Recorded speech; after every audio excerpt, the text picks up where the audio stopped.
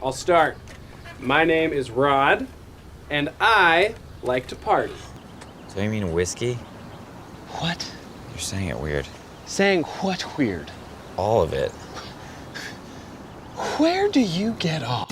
Hey there, Church Planner. Welcome to the Church Planner Podcast. It is a Wednesday edition. It's just me, Robert Frazier, here today. Tim Galley is taking the week off. He's got some family stuff, and he's busy with a couple of things. So I told him, don't worry. I got this one, man. Don't worry. We will take care of it.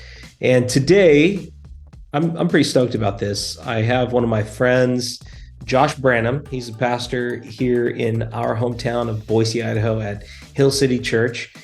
And he's been a part of our leadership team and our staff team with the City Network, which is our city reaching church planting network here in the Southwest Idaho. And today I wanted him to share because he does some incredible stuff. The real reason I wanted him to talk today is about how to not just reach the next generation, but to reach the next generation by engaging the next generation in the mission. And he's done an incredible job with that at a couple of different places. So wanted him here to share a little bit of his journey. Josh, how's it going, man? It's going good. Yeah. Thanks for having me on here. Always excited when we get to just sit down and chat. So I know, man. And we've done this a few times. He helps me actually with another podcast that we do for our local network. And we need to get some more interviews in the can for that, but it's fun to be together. Yep, definitely. All right. So Josh, you are a church planter, but a different kind of church planter. You have probably one of the most unique stories in terms of like, you've got elements of like multi-site, you've got elements of merger, you got elements of church planting, and then you're part of like church planting as a network. Like walk through the journey for you. 5 years ago, you're leading student ministry at one of the largest churches in our valley. And then what happens? Yeah. So started off in youth ministry at a growing church in town. At one point in time, it was one of the top 10 fastest growing churches in the nation. And so I came to Boise to go to Bible college, got plugged in. My brother was already serving at this like cool youth ministry. So I got plugged in serving there really on, if you think of the bell curve of growth, really right when things were starting to explode at that church. And so I got to see kind of the scale from a couple services to 5 services to 2 locations and scaling youth ministry. And for us, that's really where I learned so many of my practical ministry lessons, learned a lot of things of what to do, a lot of things of what not to do. And in that, really, I didn't get into youth ministry or become a youth pastor in order to stay there. I felt as a 19, 20-year-old, a calling to plant a church, to be a lead pastor. But I just knew that for that season, God had me in youth ministry. And I enjoy students. I believe there's something special about that season of life. A vast majority of followers of Jesus make the decision to follow Jesus. I think it's like north of 80% in their teenage or their childhood years. So it's incredibly important. It's an incredibly important. It really, for me, I don't think it should be this kind of like on the side subcategory of church. No, it should be the center. Yeah, it's like the bread and butter. I mean, and just think of Jesus saying, "Let the children come to me." And so for me, love that season of youth ministry. For us, we made some shifts in that season from really heavy attractional model of raffles, games, crazy, like lots of, our budget and our time and our staff energy put into the program of youth group, to really later on, some of the lessons we were learning was really had to do with this idea of, are we producing disciples, or are we just gathering kids together and having a fun time? And, for us, it really came down to this idea of a metaphor we talked about a lot in youth ministry was, imagine a baseball camp. I think this came from an Orange conference. I'm not sure who originated this metaphor, but we use this metaphor a lot. Imagine a baseball camp where you get kids together, you bring in like pro baseball players to give lectures on their, tell stories about baseball. You give them like books on baseball and they get like, oh, this is so exciting. But they show up in the morning, they go home at night, and they never actually threw the ball. They never actually played ball. And so really that language of, we want to let students play ball when it comes to their faith. And so we started changing our camps to more service-based, more mission-based. We started putting a lot of the ownership over discipleship in the hands of small group leaders. I mean, there's a point where we had a couple hundred students, 60 leaders, and we couldn't decide. I couldn't disciple all those students. A program wasn't working to disciple all those students. And so we really started discipling the leaders who were discipling the students. And we saw just a ton of growth through that. Well, I gotta say, like, I know so many people who, this is one of those things that I've always thought was genius about what you did. I know a handful, maybe even a dozen people who were youth leaders in those era with you, and they committed to 4 to 6 years with a group of kids.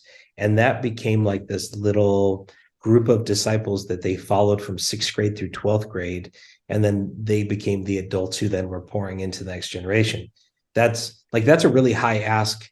You go to most churches and you say, I don't just want you 2 weeks a month. I want you 4 weeks a month on a weeknight. And I want you to do it for 6 years. Otherwise, don't do it. That's a pretty high ask, man. Yeah. So that's really, we had really high standards for our leaders, not necessarily high standards in terms of experience in church or theological knowledge, some of the stuff you might think of. We still background checked all of our leaders, just have to put that out there. You have to say that for insurance purposes. And, but we had really high calling, which, look at Jesus's calling. He was up front. It wasn't the fine print. Take up your cross, deny yourself, follow me. So we had a really high calling when it came to the reality of, we're not looking for you to step in for 6 months and then step out of these students' lives. We're looking for leaders who are there for the long haul. These are leaders who use their own vacation time to go to our multiple camps every single year. But really, like, that's the fruit of discipleship. I was with the group. I not only worked as a youth pastor, but I also led a small group of guys for 7 years, from 6th grade to 12th grade. My brother did the same. My wife did the same. Those are the students we baptized, we discipled, even outside of the program. We took them on senior trips, on mission trips. Like those are the ones that we lived life with. And so much of my time in youth ministry, the main question I kept wondering, because I couldn't ever get away from, I knew it was and there was going to be an end point. My brother is the opposite. He's always said, like, I could see myself serving with students, for the rest of my life. And I've always not felt that way. I've always felt like there will come an end to this. But the question that like kept haunting me was, why don't we see this in the rest of the church?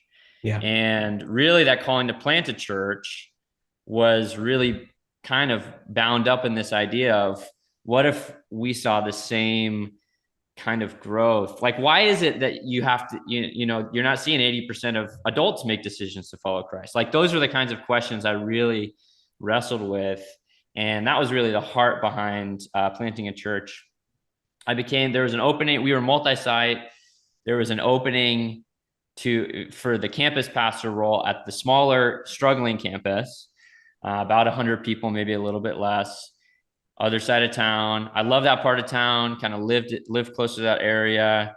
Super outdoorsy kind of community. And, just culturally it was a good fit. And it's right at the base of the ski hill that we all go to, just right outside town. So it's got that vibe for sure. Yeah. Yeah. So there's an opening there, and I didn't want to do it. It was definitely one of those, like, unless it was a strong sense from the Spirit that I needed to put my name in the hat. I was the only one who applied for the opening, by the way. So I got the job as a campus pastor. Everybody else was smart enough to go, this doesn't look like a good job. Yeah, it had been a campus for about 4 years, and I was the fourth campus pastor in that time span. And so there was a lot of leadership turnover, a lot of uncertainty. It was struggling. It was really struggling. And like, I wasn't foolish enough to say, I'm going to go in and save it or turn it around. I just had this undeniable sense that God was leading me there. And that would be another, like, okay, I guess this is delaying the call to plant a church. Maybe I'll be with this for a few years or a decade or so, and then maybe one day I'll get an opportunity to plant a church. And God knew what He was doing. That's, long story short, is our church made the decision to go from multi-site to really break off and be two different local churches. So within a year and a half, I had an opportunity to take that campus and plant it as a church, which is now our church, Hill City Church. So our plant was a relaunch, was how we planted. Well, God brought you a launch team, whether you thought it was that or not. That's what He was doing. He was just like preparing you for that next season. So you guys take over. It launches as an autonomous church. How long had you been a campus pastor when that happened? I had been a campus pastor just under a year and a half at that point in time. Okay. And then how long, so you guys launch as a church plant. Did that give you a ton of freedom of vision? Like all of a sudden you could think differently about it than when it was multi-site? Like what was the big shift for you? Yeah. So for us, it was, it's pretty hard to make anything more than minor tweaks on mission, strategy, values when you're an established organization. It's really difficult to do that. People will say I know because I've been a part of those meetings in an established church where it's like, we're going to rethink everything. And then you spend hours talking through it, whiteboard, and then at the end of the day, you're like, this is almost exactly the same as what we've been doing, because there's a lot of risk when it comes to changing things, changing culture. And for us, there's a lot of difficulty that came with relaunching.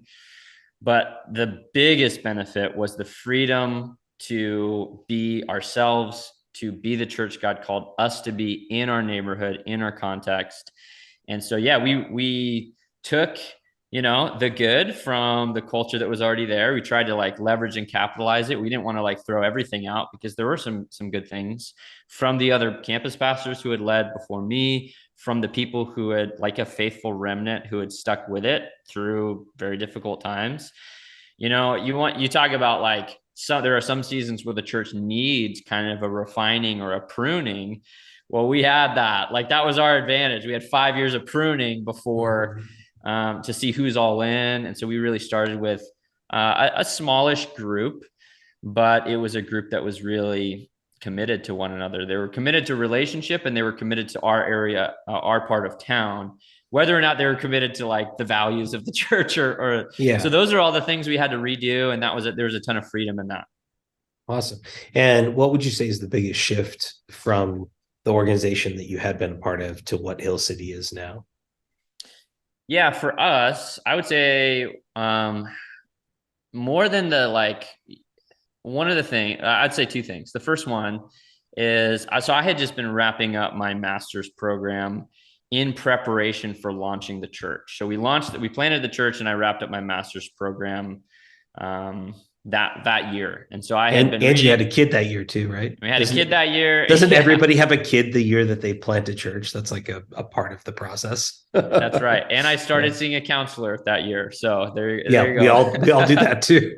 So it was I had been reading all these, just Center Church and just organizational books, advanced strategic planning. I'd been reading these academic books on church philosophy and structure and strategy, been, having to write papers on that topic. And one of the things that was really convincing to me is the difference between aspirational and actual. And a lot of churches, the statements that they use to describe the church, and there's nothing wrong with this, people just have to know what they're doing, is they put all these statements on a website, and these are aspirational statements. This is what we hope that our church will become. And it was impressed on me in that season. I don't want to advertise anything about our church that isn't true of us and true of our community. And so we want it to be actual. Anything that we like say that we are, we're not going to say it unless we do it. And so we have to put action with those words. And so we're not just going to say, that we serve our community. We're going to like find ways to do it. We're going to cancel church one week and we're going to go out and we're going to serve. We're going to do that kind of stuff to put our money where our mouth is. So that was a really big change. Another change actually comes from not like the mission, vision, strategy. Really, it's like our name, Hill City Church, comes from Matthew 5:14. Jesus calling his believers to be a city set on a hill. And there's a big philosophy shift from attractional to not too missional, but I would say attractional and missional.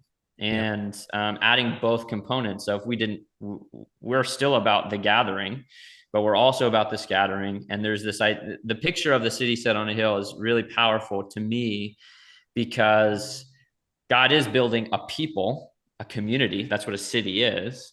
But he's building that community not only to draw people. So the only place to experience the city is when you go to the city, but he actually is giving this picture of a city that is shining light forward.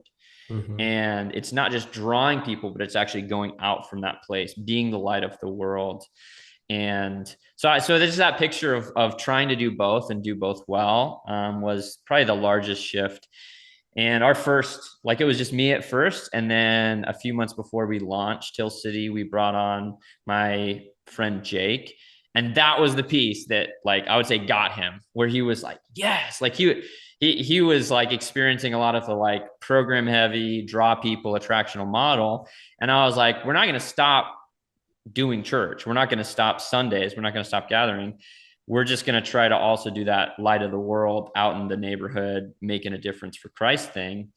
And not program based, but just people based, relationship based ministry. So those are probably the two biggest shifts. Yeah. Okay. So then you have this other season. You're about a year in after the relaunch of Hill City, and then this opportunity comes along. So you kind of shift from campus to church plant, and now there's like this merger in front of you. What? Quick, tell that story, and then how God used that in the life of your community.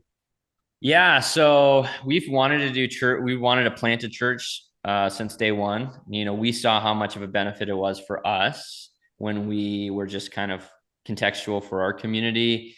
And that was, a big part of like, okay, so we did it, when are we going to have the opportunity to plant a church?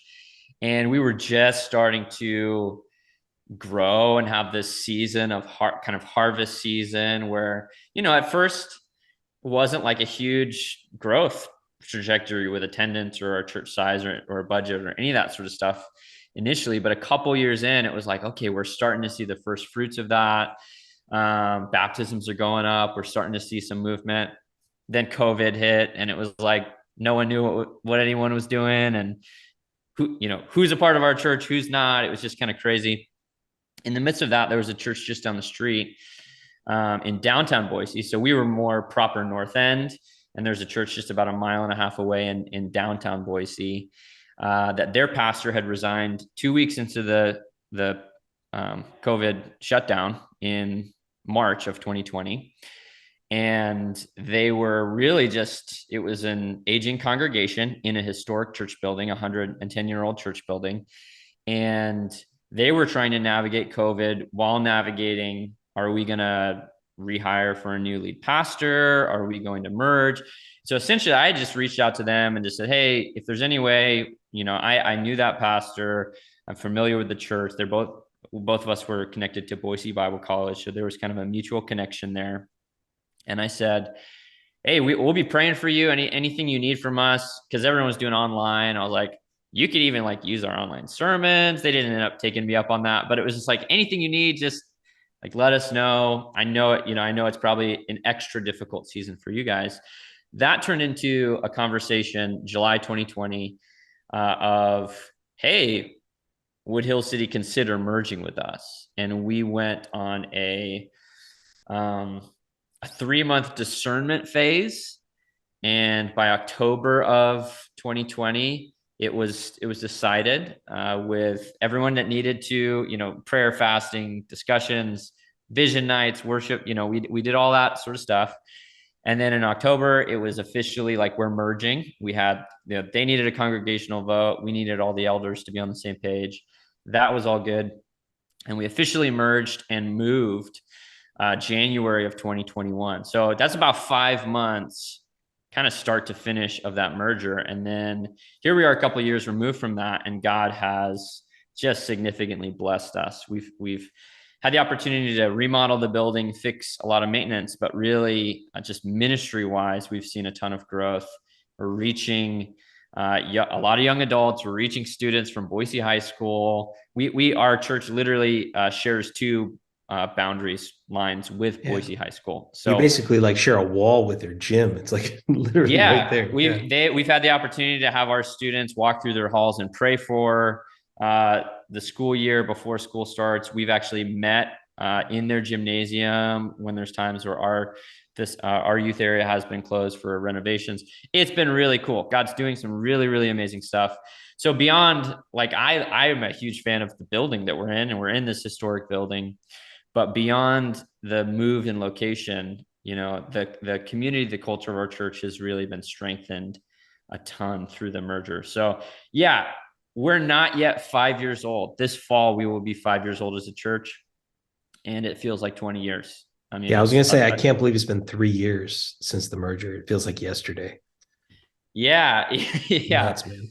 It's insane. So that's all the backstory, which I love, because I think like every church planter story has these twists and turns you don't expect. So like you don't know that a merger is coming, and then it's a big piece of your story, and God is preparing you for that moment. Otherwise, it wouldn't have made sense if Hill City hadn't experienced a season of fruitfulness, and if God hadn't given you that autonomy. That wouldn't have happened with the church that you were a part of before. So that's all a part of the story. But I really want to get into your passion, which is why we have you on the show today. And you've been working on a book that's really about not just reaching the next generation, but engaging the next generation in the mission. And I got to say, so you and I think you're like 6 or 7 years younger than me, somewhere in there. Who knows? I'm not going to say how old I am, and I'm not going to ask you to say it, but I think that's where we're at. But I got to say, when we have our meeting of our network locally, you and I are some of the youngest guys in the room, and we're in our 30s and 40s. Yeah. I'm just turned 40. There you go. And I'm 32. If that helps. Okay, there you go. So now we know where we're at. But when we look around the room, I got to say, I don't know barely any young people who are saying, I want to work in ministry. I want to be a worship leader. I want to be a youth pastor. I feel called to a lifetime of ministry. That number, when I was young, was a good percentage of people that I knew were at least open to that calling. And now, like, we have this generation that didn't engage in spiritual life because of family stuff and because of church stuff and because of cultural stuff. And then that number of people who are called and equipped for ministry is even lower. And so we're kind of hitting the next generation going, there's nobody there. And you're asking the question, what does it look like for the church to do that? So I want to dive in. You've been working on a book, and you've got a blog. First, like, what's the website for your blog so people can connect with it? Yeah, so it's just, I mean, I typically go by Josh, but because the URL was taken, it's joshuabranham.com. So I use my full name there. Okay, we'll put that in the show notes so people can see it.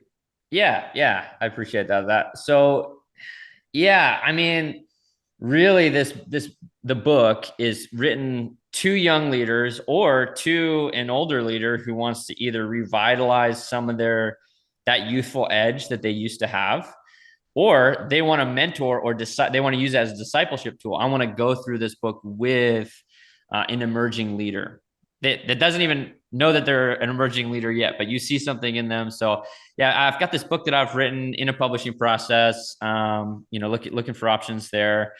But essentially it started as, man, why is it like I was 26 going through this church, the start of that church planting journey, was 26 years old. Initial call, 20, took about 6 years there in youth ministry. And it was like swimming upstream to like get people to believe that I could actually do it. Mm-hmm. And I'm like, I don't have to go into all the details of the meetings, but like people would look at me like, how can you seriously think that you are eligible to lead a church or to do this kind of stuff? Well, you didn't fit their mental model of a 35-year-old with 3 kids. Like Yeah, that's it. yeah, and it's like, I'm so glad I didn't wait. Yeah. I'd still be waiting. Because I'm not 35 yet, right? So it's like, Yep. and yet Yep. like all that God has done in the last 5 years is at Hill City and all this. And I just, initially it started as this kind of, and I wish it wasn't that way. I wish that you look at scripture and you see God consistently calling and using teenagers, young adults for significant ministry, right? Jesus spent 4 years, whatever that time frame was, with 12 teenagers. Yeah. Almost certainly they were teenagers because Peter was the only one who paid the temple tax. He was probably 20. That's it. Yeah. All of them were Yeah. teenagers. So it's just this, and it's Old Testament, New Testament, prophets. Jeremiah was young. Like you just look at all of this kind of thing. Samuel was young. David was young. It's the overlooked. It's the next generation. And I'm not saying that God doesn't use old people. What I am saying though is we've got to start looking at the next generation through different eyes, and especially when I read a statistic the other day about the tens of thousands of pastors who quit as a result of the pandemic and polarization the last few years. And then another 50% of the ones who stayed would quit if they had the skill set to work in a different job. And I'm like, what? Like this is the you want to talk about like ecclesiology and missiology and the future, the trajectory of the church in our country.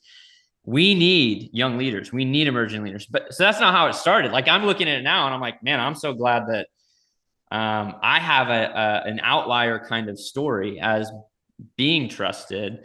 Mm-hmm. I think there's that moment with King Saul and David where it seems like the only reason that Saul is willing to let David go fight Goliath is like, better you die than me. Like that's kind of, oh yeah. It's not because he trusts him. It's not because he's it's like the senior pastor saying, hey, I really don't want to go preach at that old folks home. How about you go? Yeah. And so it's just like, if somebody's going to die out there, I guess, you're as good of a dead body as anyone. And that's pretty crude way to say it. But I think when I went to the struggling campus, it was like, trust, like, okay, you can go plant the church if you really think you can. I would say there was a sense of it's going to fail anyway. Let's like, Josh is as good of a person to send there as anyone. So I don't think I was like overly empowered or entrusted. And I just had this sense from God, man, I wish that I could share some of my stories, share some of the tips, and share even scripture, share some of these stories of young leaders from scripture to empower a teenager, to empower a young adult, to begin to explore God's calling on their life, not just a vocational ministry, although certainly we need that, but also just to use their life for significance. And so that's really been a big passion of mine, is how can we empower the next generation of leaders instead of how can we attract them through pizza parties or through raffles, or like that was a shift that we made years ago in youth ministry. And I would just say, continue to inform the decisions that I make today. Yeah. Well, let me ask you this. So I think you guys are doing a good job. You and Andrew are both doing a great job at empowering young adults and gathering them around you. What do you think, like if you're a leader at a church, and like our church is full of little kids, in a few years we're going to have this massive youth group, but like we're kind of, we're growing into it as a church plant. We've got a dozen kids who are connected, but like for churches who are saying we have a few kids and we want to empower them, or like you look around our city, 7% of our city is probably in a gospel church in a given week. It's probably 3 or 4% of teenagers who are in a given church in a given week. And so we've got this massive, let's say it's 10% of our city, so 80,000 teenagers in Southwest Idaho. And probably 10% of them have heard the gospel. I think, like, for me, that's like the starting point, is saying, how are we getting the gospel in the hands? This is almost the first generation in hundreds of years where they're going to be introduced to the gospel as teenagers rather than as kids, if they're going to be introduced at all. Because before, it'd be like, you'd hear about it culturally, you hear about it in the media, you'd hear about it from grandma at church. That doesn't happen anymore. Kids aren't getting any of that. And so in some ways, there's like a freedom. When I hang out with teenagers, I want to tell them about Jesus because I'm going to be the first person who told them about Jesus. I get to frame it for them outside of religious terms, which is really cool. Where do you see opportunity for gospel impact? Where do you see opportunity that you guys are pursuing to engage young leaders? Yeah, for sure. I think, for us, one of the biggest things is, we try to be fluent in the gospel, to use Jeff Vanderstelt's language from his book, Gospel Fluency. We want to be a community that's fluent in the gospel all the time. And we are consistently, on Sundays, like, you come, you hear the gospel every single week. Doesn't matter, doesn't matter who's in the room. The gospel's being preached.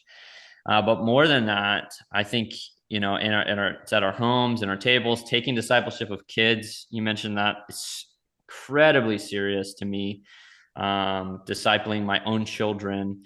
And when you build a culture, so one of the biggest things I think that's a mistake. I'll just say that I think it's a mistake of the attractional model.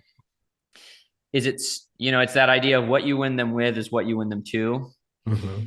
And that's kind of been like a common critique, right? I'm not the first one to say that, but it's this idea of, but what if, like you're saying, what if teenagers and young adults are spiritually hungry, which we actually know that they are. They are. And what if I just have this line, just give them Jesus. Would you just give them Jesus? And why are we ashamed? Why are we trying to kind of like lure or trick young adults to like get into an environment or join a program, and then we're like, it's a bait and switch, and here's Jesus, and he's what you actually are here for? And it's like, oh no, I came here to meet girls, or I came here for the LaCroix, and there's nothing wrong with trying to be culturally relevant or whatever. But I just think, man, do we believe the gospel is the power of God for salvation? Do we actually believe that? And to me, I have such I guess like a counterintuitive way of young adult ministry is we don't do young adult ministry.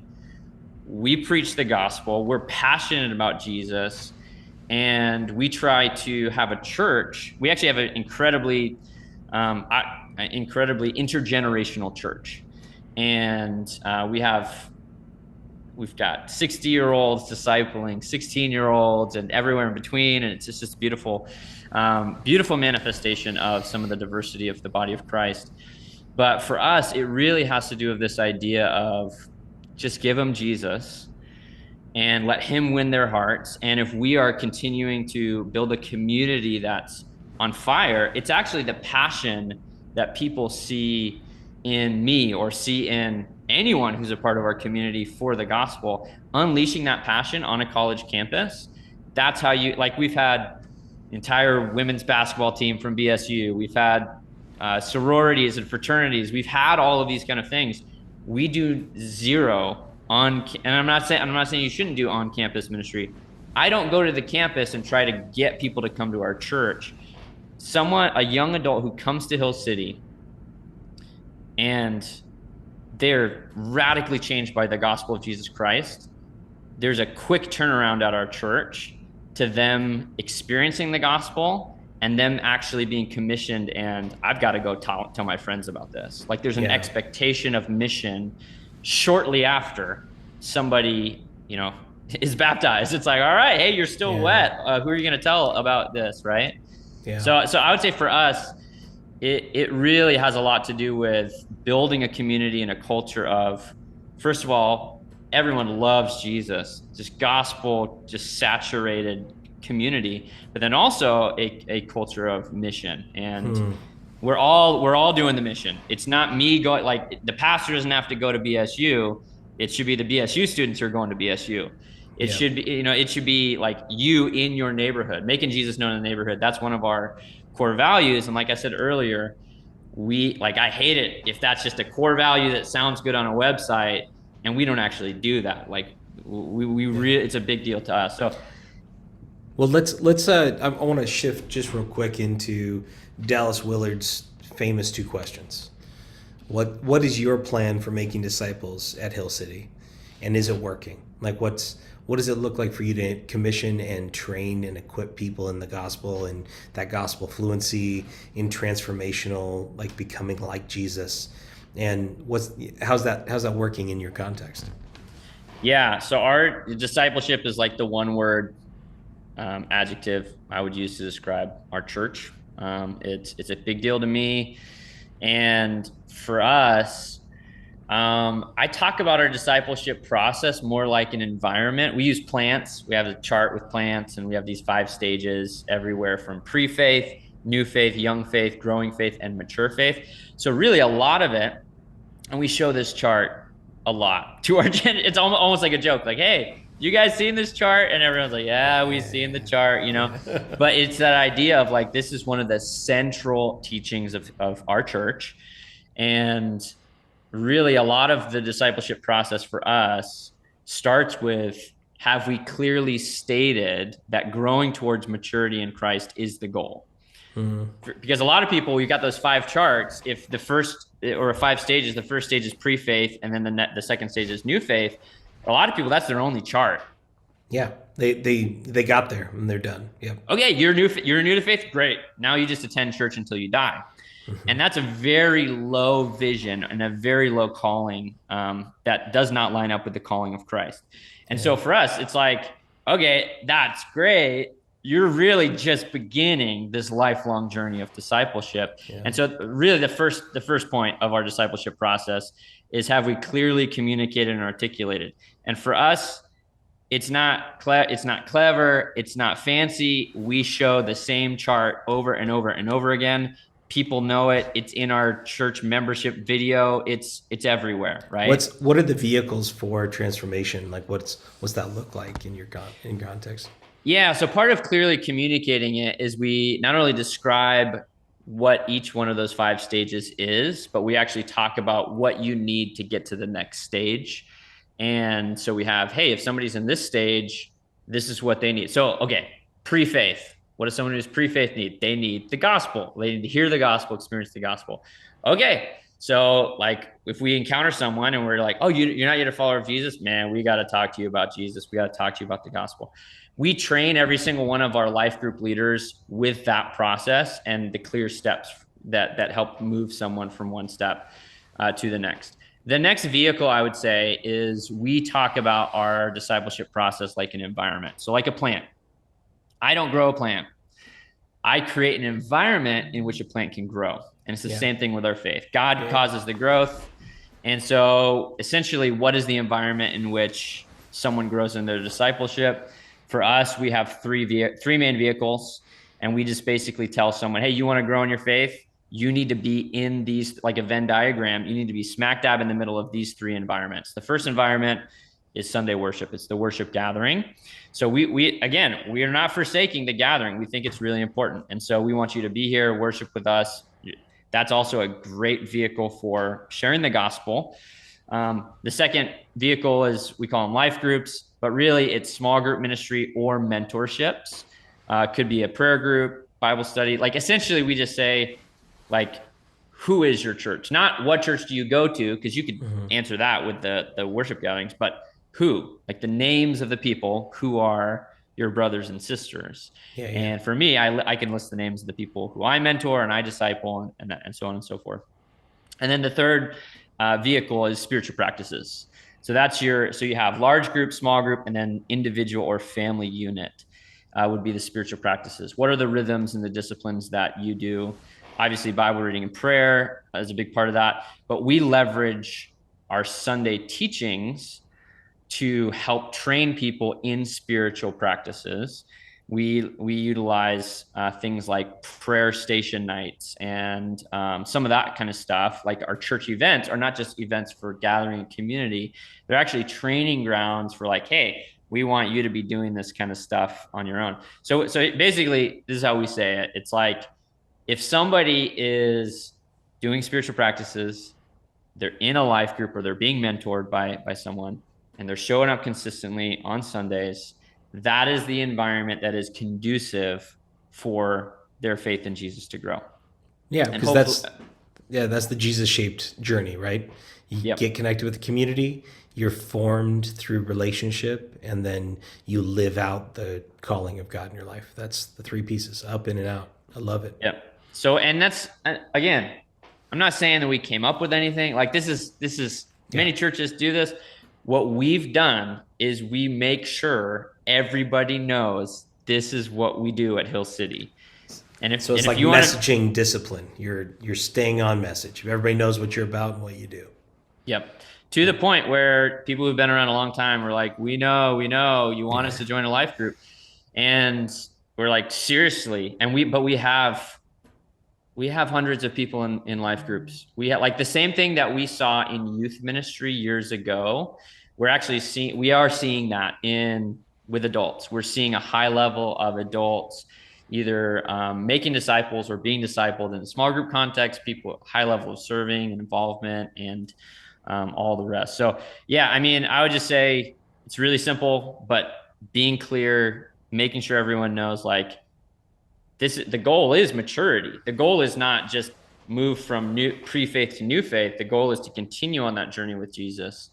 And so it's very simple. It's not super out of the box, but I would just say it works. It really does work. Yeah.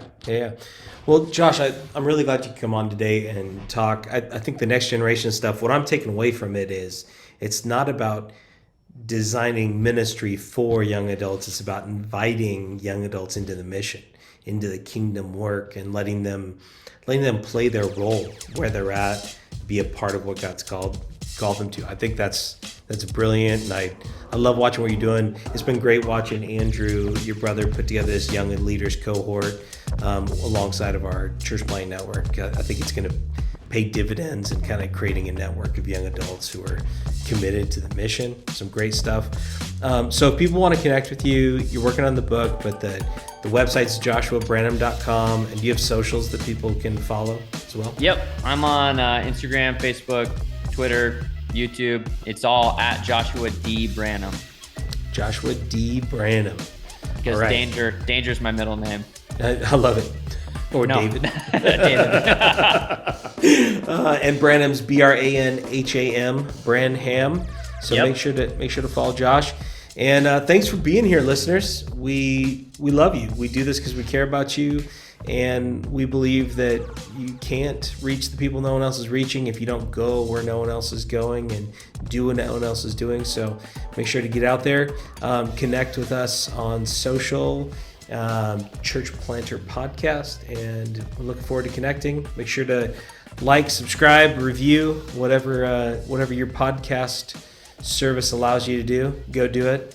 And if you give us a 1-star review, we'll probably make fun of you a little bit because it's just funny for us. You give us a 5-star review, we might send you something. Who knows?